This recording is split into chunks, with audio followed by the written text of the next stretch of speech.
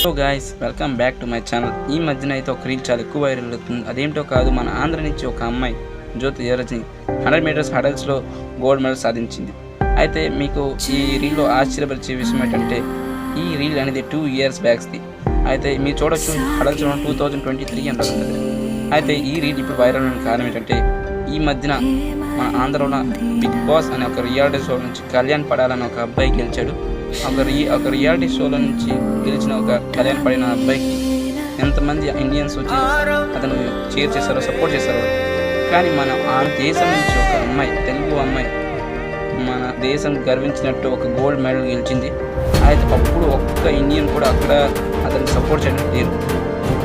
అతను చెప్పేది ఏంటంటే, ఒకవేళ ఈ రీల్ వైరల్ అవ్వకపోయింటే ఒక జ్యోతి ఎర్రజని ఒక అమ్మాయి మన దేశం నుంచి ఒక గోల్డ్ మెడల్ తెచ్చిందనే విషయం ఎవరికి తెలియదు అన్నమాట. అయితే మీరు ఎలాగ అనేది ఈ రియాలిటీ షోకి సపోర్ట్ చేస్తున్నారు. మన దేశం నుంచి ఆడే ప్రతి ఒక్క ప్లేయర్కి సపోర్ట్ చేయండి. జై హింద్.